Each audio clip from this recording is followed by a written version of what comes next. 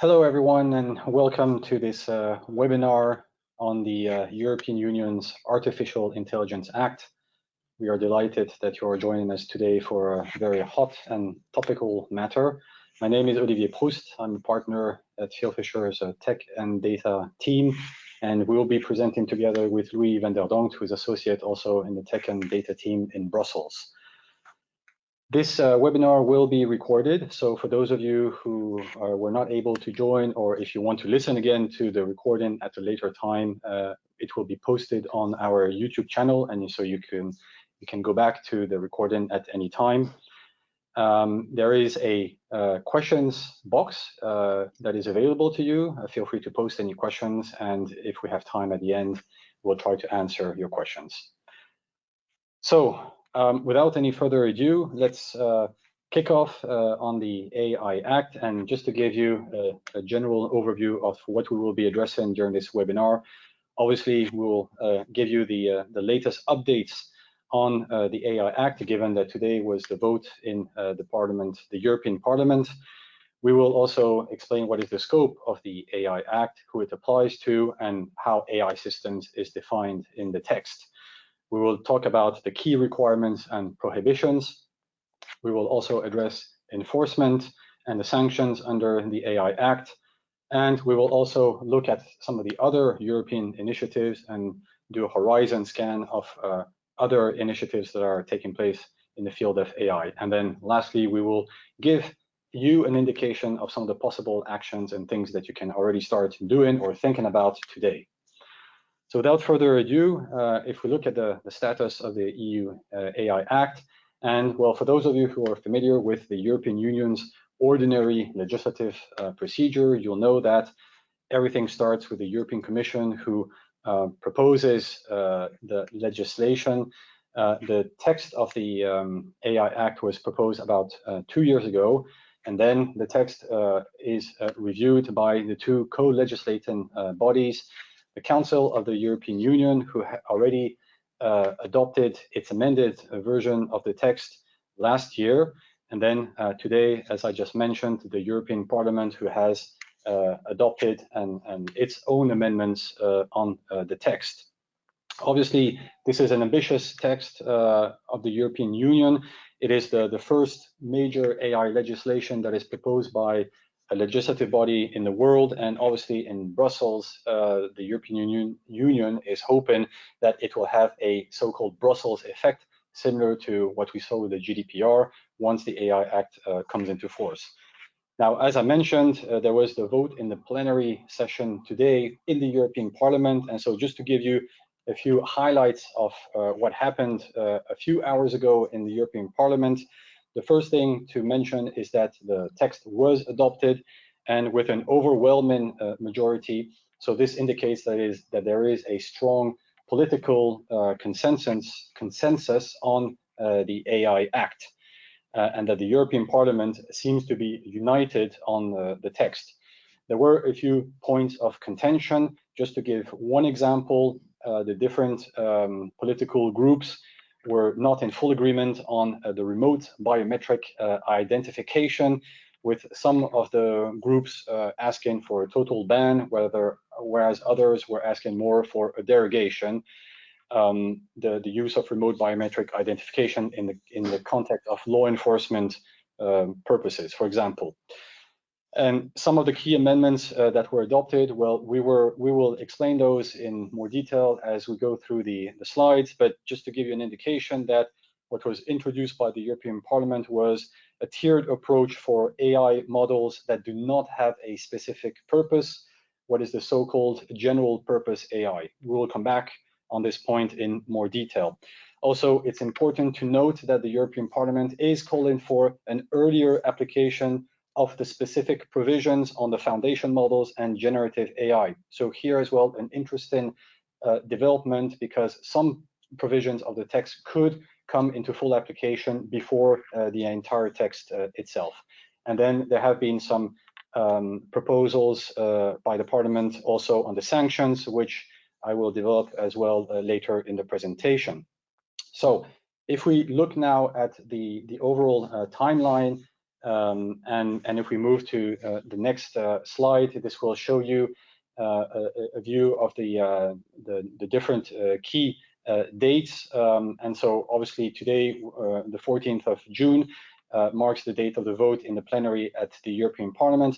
Also, what's interesting to note is that, so for those who are familiar with the next step of the legislative process, once the two co-legislating bodies have adopted their amendments on the text, we enter into the so-called trilogue discussions. And what's interesting to note here is that there is already the first trilogue meeting that is taking place tonight in European Central Time.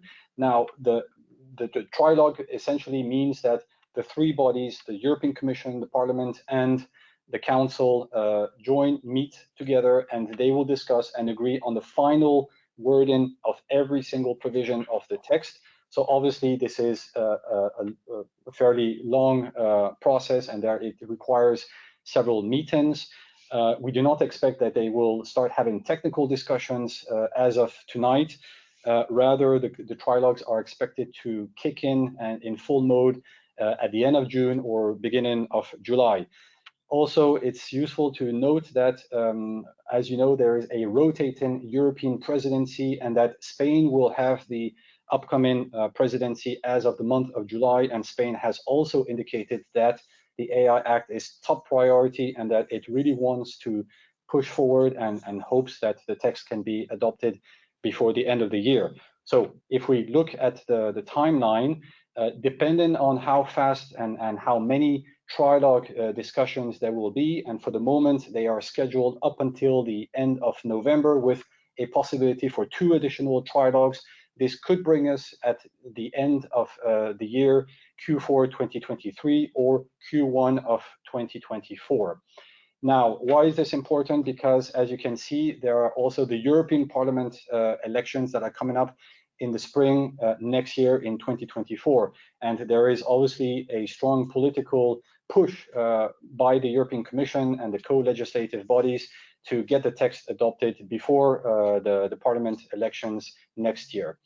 The final note also with respect to the grace period. Now, once the text is adopted, there will be a grace period, which currently is a 2 grace period, which will give time for companies to comply before the text enters into full application. But as I mentioned already, for certain provisions, particularly those that apply to generative AI, those provisions may already come into full application earlier, sooner, with a shorter grace period. So with that, we will have to wait and see now how the trilogue discussions progress for future updates. With that, I will pass it to Louis, who is going to give you an indication and explanations on the scope of the AI Act. Thank you, Olivier. So as the name suggests, the AI Act aims to regulate AI systems. As we see more and more lately, AI has really matured to a level where it's incredibly powerful. On the one hand, great hopes are pinned on technology to improve efficiency and effectiveness, and therefore society, economic and social welfare. AI is expected to respond to global challenges, to fight climate change, the coronavirus, and to improve public and private organizations at the micro and macro level. However, there are also significant risks linked to AI systems. AI can create risks for individuals and even whole societies. AI can affect fundamental values on which our societies are founded, leading to breaches of fundamental rights of persons, including the right to self-determination, privacy and personal data protection, freedom of expression, non-discrimination, and the likes. With the AI Act, regulators aim to strike a balance between setting some guardrails to protect us against these risks, whilst at the same time not stifling innovation with too much red tape. Now, to understand how the AI Act works, it's useful to see it as a product safety law. This is also reflected in the taxonomy of players under the AI Act. In general, product safety regulation sets specific requirements for producers who want to place their products in the EU market.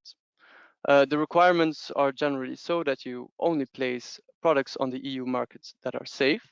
You inform the users on how to use the product and of any risks that are linked to the product. And you ensure that any dangerous products that are present on the EU market can be traced so that they can be removed or repaired to avoid any further risks. The AI Act approaches the regulation of AI systems much in the same way, actually. It sets out rules for those actors that place AI systems on the EU market, which are called the providers, and those that are using those AI systems, which are called the deployers. In fact, most Louis, of the... sorry Yes. to interrupt you, Louis. We're not seeing your full slide there, so I think you need to just click so that, there we go. Click again. Oh, yeah. yeah. There we go. Okay, now we have the full content. Sorry to interrupt you. Yeah. Okay, thank you. So you were talking about the providers. Yes, absolutely. Thank you. Thank you. So, in fact, most of the obligations under the AI Act are set on the providers of AI systems. That's to say, those parties that are developing AI systems.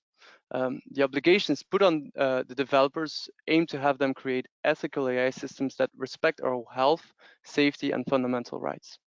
A practical example to understand the players is when an AI startup develops a chatbot and sells this to an e-commerce company. The AI startup is the provider, the e-commerce company is the deployer. Now, this is, of course, a very simple example, and unfortunately, the reality will often be more complex. Often, it will not just be one party involved in the creation of an AI system. Moreover, the role of provider and deployer is not always mutually exclusive. Provider is often also a deployer because they may use other AI systems as part of their own AI system. And the deployer may have a significant influence in the work of the provider, for instance, by setting the requirements of the AI system or providing training data. So this means that the attribution of roles will be a first challenge with the AI Act. And with those roles, obviously, the responsibilities under the Act. The other roles under the AI Act are the authorized representative, the importer, the distributor.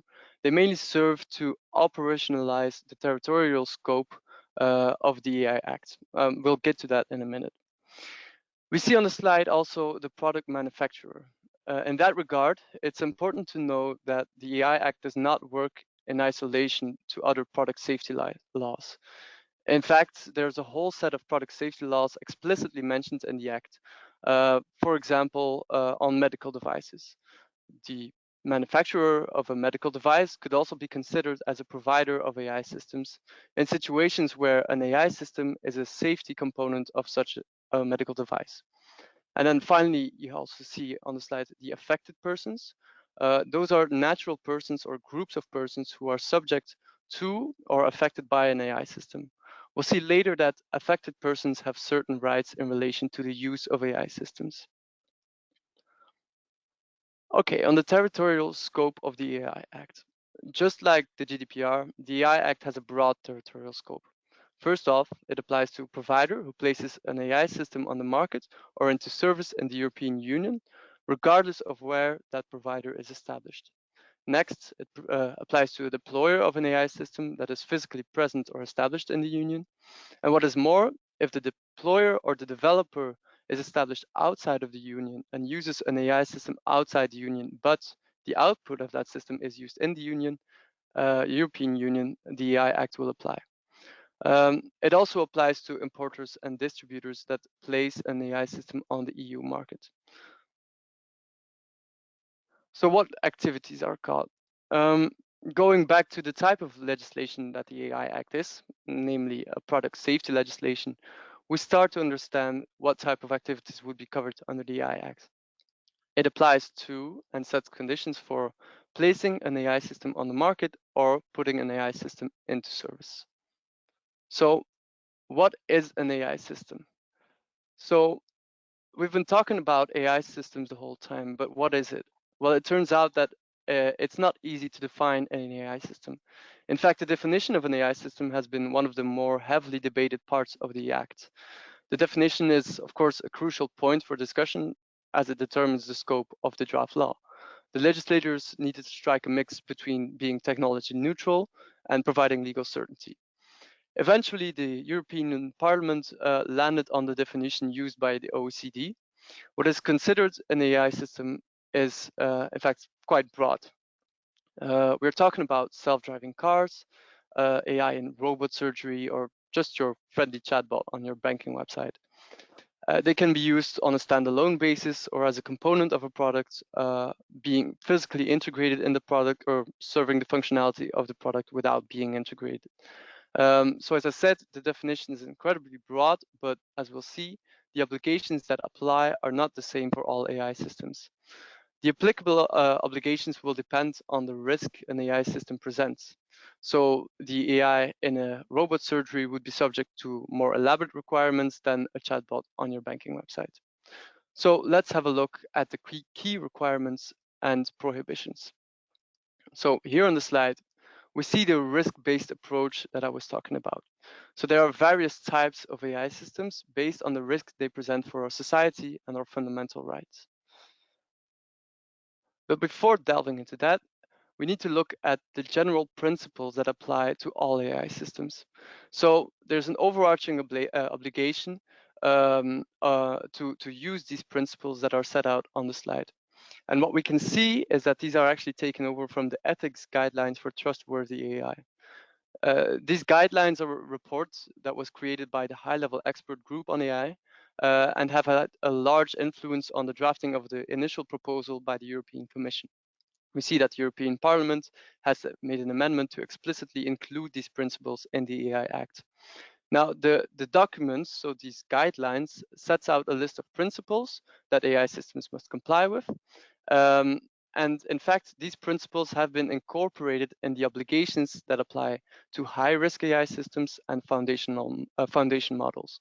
Now, why am I mentioning this? Well, the document in question also provides a methodology to test whether your AI system lives up to the requirements. Now, admittedly, the version that is available is a pilot version dating from 2019. And to use this within your company, it may need some fine-tuning.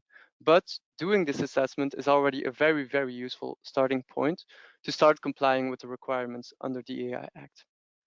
All right, so let's look at the various categories. The first category is the prohibited AI systems. So these are AI systems that pose an unacceptable risk, like social scoring, manipulative techniques, and the general consensus amongst lawmakers is that some AI systems are simply not in line with our European values, and therefore they should be banned altogether. However, deciding where to draw the line of what is prohibited and what is not has been highly political, especially concerning law enforcement. European governments have been historically keen to give their police agencies more leeway to fight crime. And by contrast, the members of the European Parliament have been more on the other side of that discussion. Now, the often heard discussions between member states and members of the European Parliament have really been reflected in these prohibited practices. So the list of prohibited practices and AI systems has evolved throughout the legislative procedure. For example, the cases on the Clearview AI. So let me just pull up the right slides. On facial recognition databases. So if you can remember Clearview AI, there have been various cases by European data protection authorities against Clearview AI. And this is a system that scrapes and catalogs people's faces from the internet. So this development has resulted in an additional prohibited category, and it just shows how the law is really catching up with the technology in this case. Now, you can see the specific systems on the slide. It's just useful to note that some of these, for some of these systems, there are strict conditions under which they can be used. Okay, so next we have the high-risk AI systems. Now, this is the type of system for which there is the largest regulatory burden. So as an AI developer, most likely you would rather avoid falling in this category. It's important to remember that these types of systems are not unwanted or illegal. However, they are considered high risk, and as such, they are subject to a whole host of obligations to curb those risks as much as possible. Now, before looking into what these obligations are, let's have a look to see what the high-risk systems are. As you see on the slides, there are two types of AI systems that are high risk. In Annex 2, there's a list of industries that are subject to harmonization legislation or just product safety legislation, and these are indicated on the slide in dark purple. In Annex 3, there's a list of critical areas and use cases indicated on the slide in blue. So let's start with Annex 3. AI systems falling under this annex shall be considered high risk if they pose a significant risk of harm to the health, safety, or fundamental rights of natural persons. So the Commission will provide guidelines specifying clearly the circumstances where such an AI system would pose a significant risk and where it would not pose a significant risk. Now, you see that these high-risk AI systems are not inherently bad like the prohibited AI systems. And in some situations, there may reasonably be a low risk associated with your AI system. Not every type of AI system, so in the field of employment, so let me just pull up the right slide here. So you have biometrics, you have critical infrastructures, you have education and vocational training. So AI systems that fall within these categories can be considered high risk, but not every type of AI system in the field of employment, for example, should necessarily be considered as a high risk AI system. Now, if you're a provider falling under one of these critical areas and use cases, and if you consider that your system does not present a significant risk, you can submit a reasoned notification to the National Supervisory Authority to plead your case on why you should not be considered a high risk. So it means that you don't automatically fall under the high risk categorization. It's also important to note that the European Commission can amend the list of high-risk AI systems at critical areas and use cases in this Annex 3. Now, the list on the slide is based on the position that was adopted today in the plenary meeting. It is highly likely that this list and the list of prohibited AI systems will be heavily negotiated in the trilogue negotiations. So that's just useful to keep in mind when reviewing this slide at your own leisurely tempo. So on the next slide, we'll talk about the high-risk AI systems under Annex 2. So these are linked to EU harmonization legislation, as I mentioned before. So the first thing you do is to check, is the AI system a product or a safety component of a product that is subject to such EU harmonization legislation? So let's have a look at what this legislation is. So for example, does the AI system qualify as a medical device, or is it a safety component of a medical device? Let's say the answer is yes, then you check under that harmonizing legislation that applies to medical devices, whether your product must undergo a conformity assessment before it can be placed on the market. If that is the case, then the AI system would be regarded as high risk. In other words, if legislators have determined in the past that a product carries a certain risks and therefore that it needs to be subject to a conformity assessment under that specific legislation, that will impact the risk category under the AI Act as well. Okay, so what are the obligations on high-risk AI systems? The AI Act proposes strict obligations that such systems must comply with before they can be put on the market. Specifically, the AI Act requires adequate risk assessment mitigation systems, and the policy goal here is really to limit the risks of AI systems. So let's have a look at the assessment and registration. All right, let's pull up the slide. Voila. Before a high-risk AI system can be put on the market, it needs to undergo a conformity assessment and obtain a CE marking. So the standards that you will apply to obtain your CE marking still need to be developed and will be specific to the type of AI system you're dealing with. And these conformity assessments and standards are really at the center of the AI Act. So the standards still have to be developed, and interestingly, as opposed to other standard setting systems, Parliament has proposed a bottom-up approach of developing these standards. So this means that civil society can have its say on these standards as well, which is obviously very important as these standards will determine the level of protection. You need to register your AI system in a centrally managed database of high-risk AI systems. And also, if you're not established in the European Union, you need to appoint a representative within the EU who will manage the registration of your system, your certification, and whatnot. All right, on risk management and oversight. You need to have a risk management system in place. So assessing risk is not a one-time exercise. It's a continuous iterative process where you continuously identify, evaluate, and manage the risks of your AI system. Now, this also links to the post-market monitoring, which you are required to do. So once you put your system on the market, you should monitor how it's performing and see whether there are any problems. As for human oversight, the AI system needs to be designed in a way that effective human supervision is possible during the period in which the AI system is in use. This means that you need to factor in an appropriate human interface tool. This is called the so-called human in the loop. Somewhere in the operation of the AI system, a human should be able to overlook what is happening in the AI system, and in some scenarios, he or she should be able to override what the system is doing. Finally, if there are serious incidents with the system, there is an obligation to report. On data governance and security, if your high-risk AI system uses techniques involving training a model with data, then the data must meet certain quality thresholds. This is the garbage in, garbage out principle. If you train your system on the basis of inaccurate, non-representative, or biased data sets, then the output of your system will probably not be very good either. The goal of the legislator is to ensure the accuracy and robustness of AI systems by requiring that the data that is used to train AI systems meets these quality thresholds. And this will allow for more accurate predictions of your system. Then on transparency and record keeping.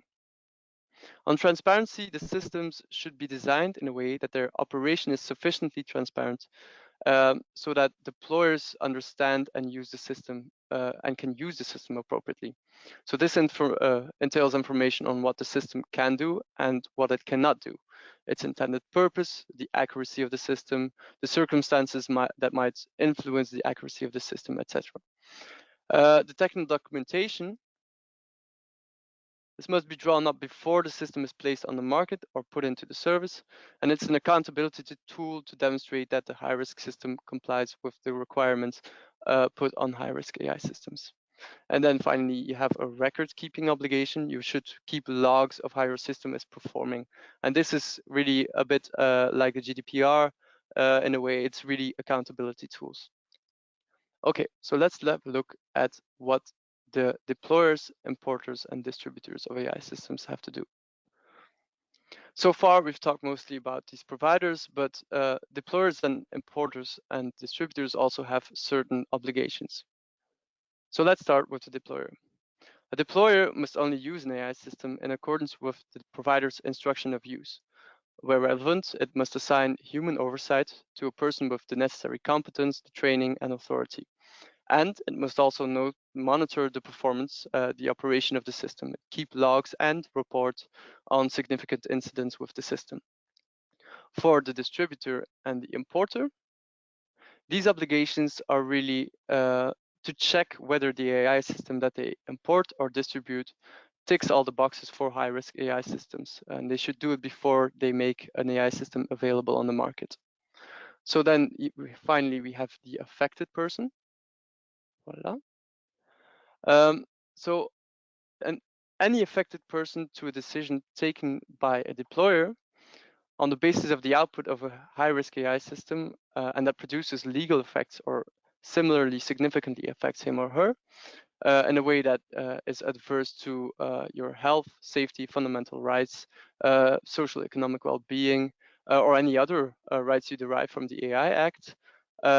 If that happens to you, you will have the right to request a clear and meaningful explanation from the deployer on the role of the AI system in the decision-making procedure, on the main parameters of the decision taken, and on the related input data.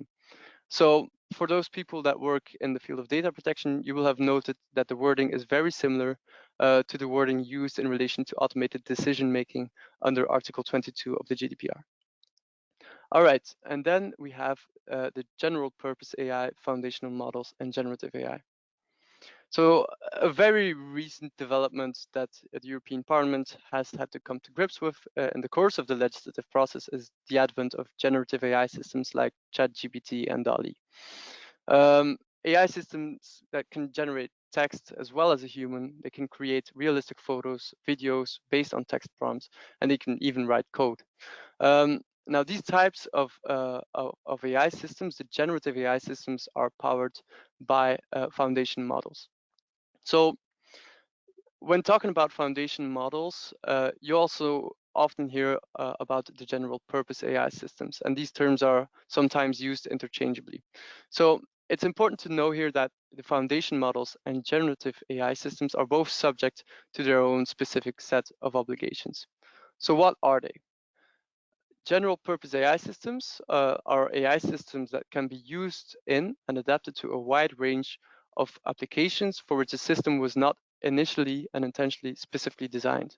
So it's more or less a jack of all trades in AI systems. In the first version of the AI Act, these systems fell through the mazes of the net.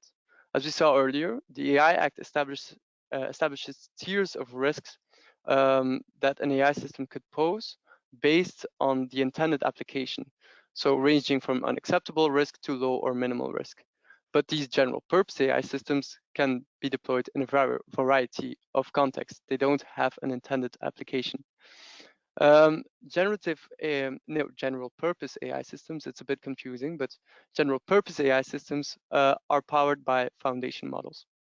And as I said, the terms are sometimes used interchangeably. These foundation models are trained on broad data at scale. They're designed for generality of output and can be adopted and adapted to a wide range of distinctive tasks. As the name suggests, foundation models can be the foundation for many kinds of AI systems. We see today that these type of AI systems are replacing more and more task-specific models. The benefits of these foundational models are significant. They show significant problem-solving abilities. They show promise for helping solving more challenging problems that we are facing today. For example, they are currently used to identify candidate molecules for novel drugs based on large training data sets about existing molecules. For example, this way, scientists have already discovered very promising new types of antibiotics that can kill bacteria that are today immune to existing antibiotics. So very, very promising use cases. But however, as they're very flexible, there's also serious concerns about these models in the way that they can cause harm in new and unforeseen ways. So these types of systems are really uncharted territory. And this we can see in their generative capabilities. So talking about the ChatGPTs and the likes, the risks that are linked to these type of systems are really not yet well known today. And that's why these types of systems have been brought under the AI Act as well. They're not high-risk systems per se, but they can be depending on the use case. And so the systems are subject to their own list of compliance obligations. So first off, these types of models are exposed to some of the similar risks that are linked to single-purpose AI systems, as I'll call them. For example, risks related to training data, biased data, inaccurate data, etc. Specific to those models, however, is that the scale of the data with which they are trained is a lot bigger. They're trained on large amounts of unorganized data, and in some cases, this can lead to legal ramifications with using that data. For example, because the data is protected by intellectual property rights, or because the data is in fact personal data. And this is in fact what we're seeing today with ChatGPT, which has been trained on a lot of information that was available on the internet, amongst which there was personal data. So there are also some new risks that emerge from these their generative capabilities. In some cases, foundation model-based systems can hallucinate, so generative AI systems can hallucinate. They can create false but plausibly seeming content. And they can also produce toxic content, hateful or abusive content. And so for those reasons, European Parliament has introduced significant obligations for foundational models. And these are similar to those that are applied to high-risk AI systems. These include risk management obligations around system design and testing, data governance requirements for data training sets. And additionally, foundation models will have to undergo external audits to test their performance, their predictability, interpretability, safety, cybersecurity, and the likes. And if it turns out that these systems are indeed high risk, they will be regulated as such. They will be put under that category. Now, as foundational models are really the new kid on the block in the field of artificial intelligence, there's still a lot of unknowns. And so the Commission will monitor and periodically assess the legislative framework for such models, and specifically the generative AI systems that are based on such models. And then we have the generative AI systems. So for generative AI systems, there is a transparency obligation about the fact that certain content that has been created by such a system people are made aware of the fact that it is being created by an AI system and not by a human. The systems must be designed to prevent them from generating illegal content, and the developers of such a system must publish summaries of copyrighted data that they've used for training. And then finally, we've arrived to the low-risk AI systems. The obligations on these AI systems are limited. It's really more transparency about the fact that you're dealing with, for example, a chatbot. You should know that you're talking to a chatbot. You should disclose the operation of the system of affected individuals, that is for AI systems used for biometric categorization and emotion recognition, and then AI systems used for image manipulation and to create deepfakes must disclose that the content has been created by an artificial intelligence system. All right, so next we'll look into the AI supply chain. So this is a final word. As I said before, AI supply chains are complex. You have multiple entities that supply tools and services, components or processes that are incorporated by the provider into the system. So different parties can be involved in different stages of creating an AI system. You have data collection, you have the pre-processing of data, you have the training of your model, the testing, and so forth. So all this to say, it's a complex ecosystem. For foundation models, an upcoming business model involves a developer providing a foundation model to a deployer, which then would fine-tune it to their specific use case for a real-world application before deploying it. Another situation would be where the foundation model is used as a basis for another provider to build an AI system on top. For these downstream developers, however, there can be a problem. They have little control over the foundation model's development, and there is an information asymmetry on how a model was trained, what data sets were used, etc. There can also be a problem when integrating third-party tools or services in your AI solution. You may not have all the information you need to comply with the AI Act, and therefore you need the cooperation of all those players that are involved in development of the AI system to be able to comply with your own obligations under the AI Act. So the European Parliament introduced several measures to address this problem. For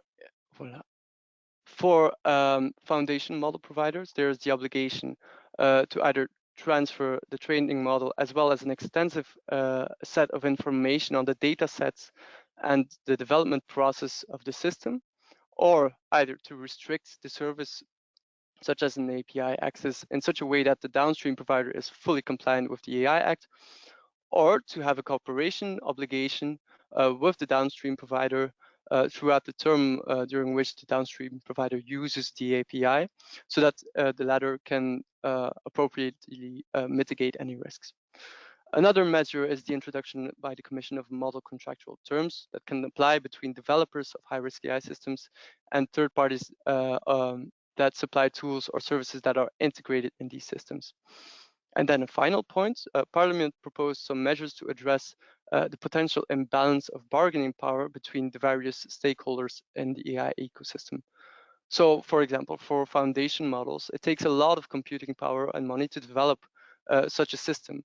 So we can assume that the developers of such models may be bigger than the downstream developers that would use them. So we're looking at players like OpenAI, Google. They'll make their system, their model available to a lot of downstream providers, developers, and those may potentially be startups and will be used in a variety of applications. It can be difficult for these startups to really negotiate a balanced contract with these bigger players.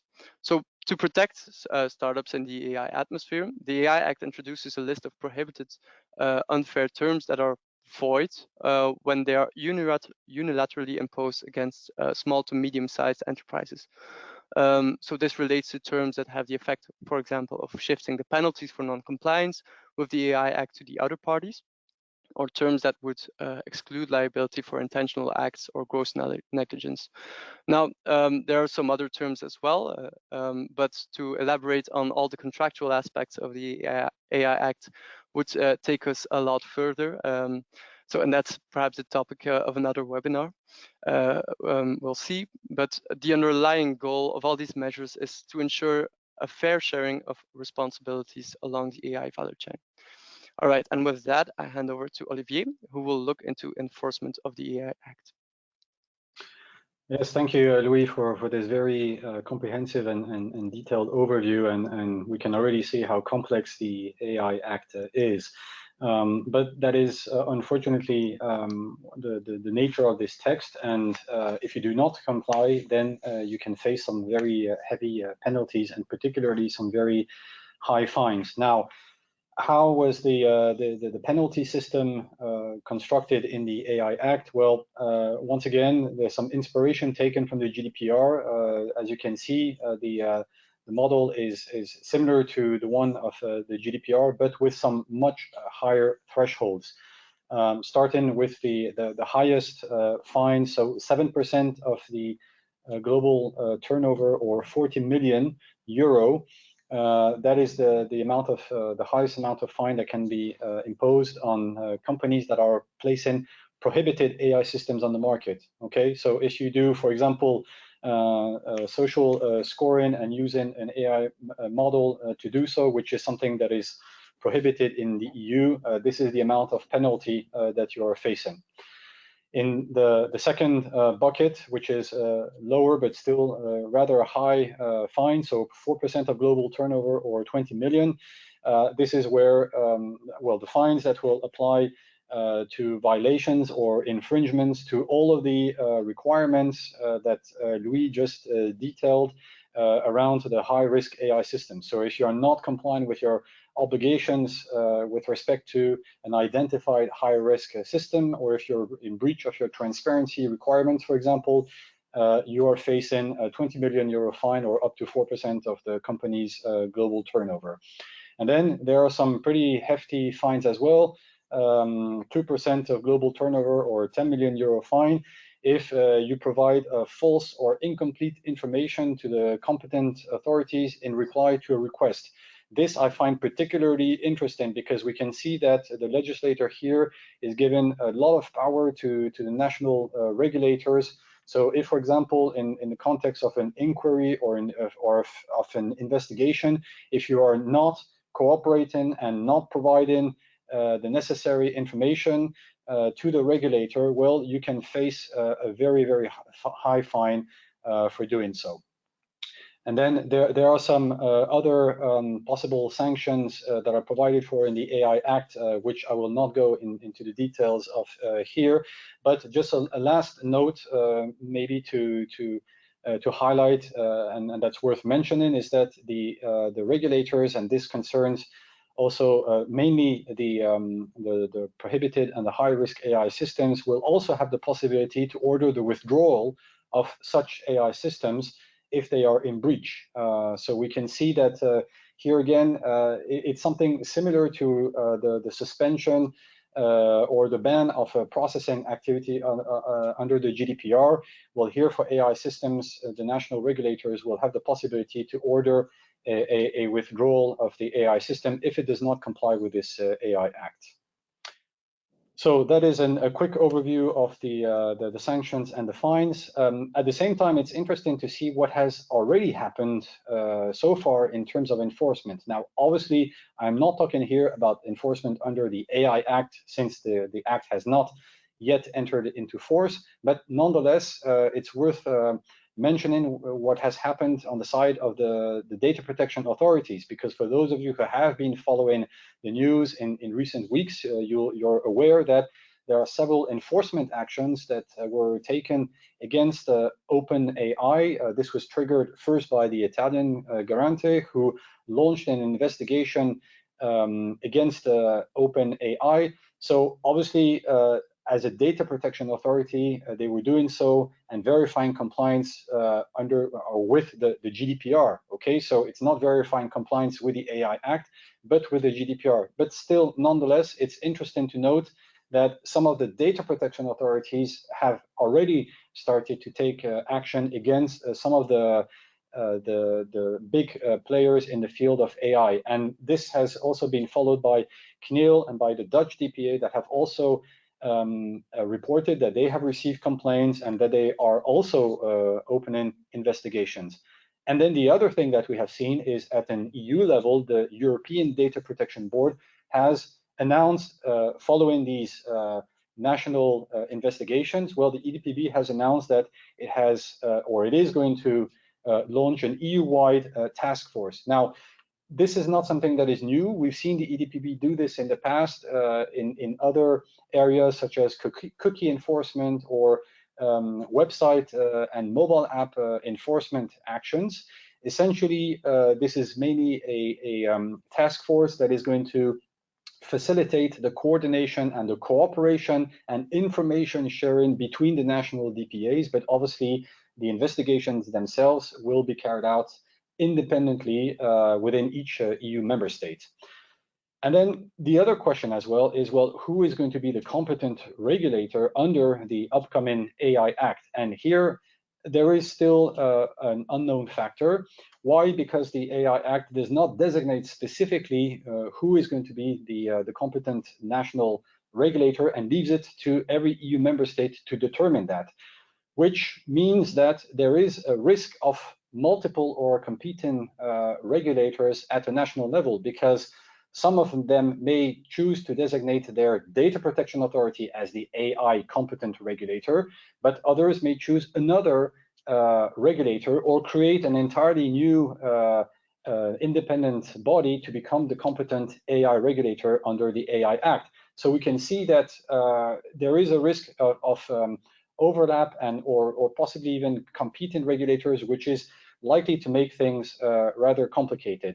Nonetheless, we have seen, and this is tied to the point I was making earlier about GDPR enforcement actions against OpenAI, but we are seeing already the data protection authorities, or at least some of them, pushing very heavily to become the competent AI regulators. And just to give one example, the CNIL in France has created a bespoke division for AI monitoring and compliance. And so some of the data protection authorities are already positioning themselves as the AI regulator and are already hiring and organizing themselves in order to be ready by the time the AI Act comes into force.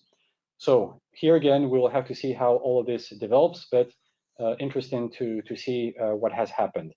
Now, leaving the AI Act for a few minutes and taking a horizon sort of scan on some of the other European initiatives, because there's so much that's going on with AI that we just wanted to give you a few highlights on some of the other initiatives. And starting with the Code of Conduct on Generative AI, this is an initiative that is backed by the European Executive Vice President to the EU Commission, Margrethe Vestager.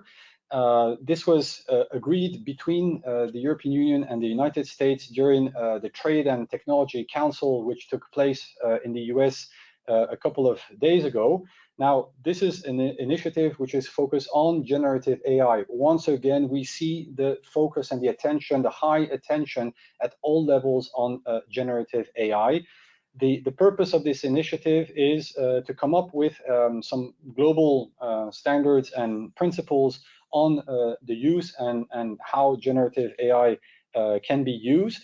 And the idea would be, well, following the EU and the US, to get other like-minded countries to join this initiative, such as the G7 members. And the idea would be for this to come into place before the end of this year. So this is one first initiative that is undergoing at the European Commission. Another undergoing initiative of the European Commission is the AI Pact. Now, this is backed by the European Commissioner for Internal Market, Thierry Breton. This is a slightly different initiative, the idea being that Thierry Breton has asked some of the large AI actors to voluntarily commit already now on a risk-based approach and on some of the requirements for the higher risk AI. So in other words, it's asking these actors to already starting to comply with the rules and the risk-based approach that is defined under the AI Act, even before that AI Act is adopted. So this focuses mainly on the European market and the private sector, and is also set to be finalized before the end of the summer of this year. Now, moving to another institution, the Council of Europe, which has nothing to do with the European Union, but the Council of Europe, which has 47 European member states, has been working on an international treaty called the Convention on Artificial Intelligence, Human Rights, Democracy, and the Rule of Law. And the idea here is to come up with a binding treaty that would be adopted by all the members of the Council of Europe. Now, what's interesting is that this initiative and the ongoing negotiations for this treaty have been aligned with the AI Act. So the idea is to have similar timing so that the two could come into force more or less at the same time. Now, the United States, although not a full member of the Council of Europe, but rather it has an observer status similar to some other external countries to the European Union. The United States has, who is involved in this initiative, nonetheless has announced a few days ago that it wants to exclude the private sector. So we see how the United States, the view and the position that the United States is taking here. And this, if all goes well, this treaty would be adopted at some point in the year of 2024, so next year. Last but not least, another interesting development, this time specific in the context of bilateral discussions between the United States and the United Kingdom, the so-called Atlantic Declaration, which was agreed just a few days ago, and you can find a press release on the White House website and similar on the UK government's website. The idea is it sets out the objectives for a framework for a 21st century US-UK economic partnership. Now, this is not specific to AI, it's a broad sort of partnership agreement, which is meant to reinforce the economic ties and the partnership and the good relationship between the United States and the UK in the years to come. But it does have a specific focus on increasing the cooperation on AI. So in that regard, it's interesting because it does address AI specifically. And following that, the adoption of that Atlantic Declaration, the UK government has announced that it intends to organize the first global AI summit, which is going to take place in the UK in the fall. And so we also see here an interesting development on the side of the United Kingdom, who sees that things are moving quite rapidly in the EU and doesn't want to be left alone. So with that, that also gives you an idea, an overview of some of the other things that are happening outside of the EU AI Act. I will pass it back to Louis, who is now going to finalize our presentation and give you some indications of some of the things that you can already start doing today. Thank you, Olivier. So obviously the AI Act, although today it has been adopted in plenary and already tonight it will be proposed in the trilogue negotiations, is still a way ahead. Does that mean that you should wait and see? Obviously, the answer is no. The risks to AI are obvious. They're already relevant today. Companies are already developing AI systems, implementing AI systems within their companies. So it's definitely a discussion that you should have already today. So a first point of entry to the obligations relating to AI is more or less similar to what we've seen with the GDPR. And it is mapping AI systems that you have, or that you want to develop, and seeing whether or not these types of systems would be considered as low risk, high risk, prohibited. If you're planning to develop a prohibited AI system, you may want to reconsider because those investments may not be a good idea. Then a second point is when using AI systems within your company, when you purchase AI systems, there are various considerations that you already today should be thinking of. When you want to procure an AI system, you want to develop an AI system, you should start thinking about some contractual considerations. Who is going to provide the data? Who's going to do the monitoring of the system? So those roles, you should already start thinking about that. If you're using AI systems within your company, for example, you allow the use of generative AI tools like ChatGPT, do you have a policy in place about that?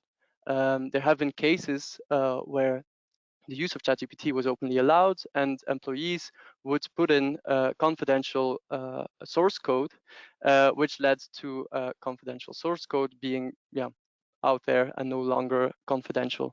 So there's some considerations at play there. Also knowing that these systems tend to hallucinate, they provide very plausible answers that may not be factually correct. As a legal in the legal field, that's obviously not very desirable to sound plausible but not factually correct. And so also when you have a certain use case, you should be aware of the risks, the specific risks that are linked to such a use case. So we have that for in the field of data protection, we have data protection impact assessments. The type of risks that are linked to AI, they are specific. So in principle, you should also ask yourselves, what types of risks linked to AI is this specific use case presenting? And in that regard, I referred earlier to the ethics guidelines, the guidelines on ethical AI. This is obviously today already a very useful document. It contains a questionnaire of questions that you should ask when you use or develop a certain AI tool. So if you're looking for a starting point, that's really the place to look. As I said, it's from 2019 and it may not be tailored to your business, but it can be a useful starting point to do such risk assessments. Another point is AI literacy. The considerations that are linked to AI are very specific. You're talking about systems that are very disruptive, for a lot of people, very new. So people need to get the right reflexes when using the systems. You need to know that ChatGPT is not always factually correct. So it's worth considering of training people within your company, or in other cases, it may be worthwhile hiring the right profiles.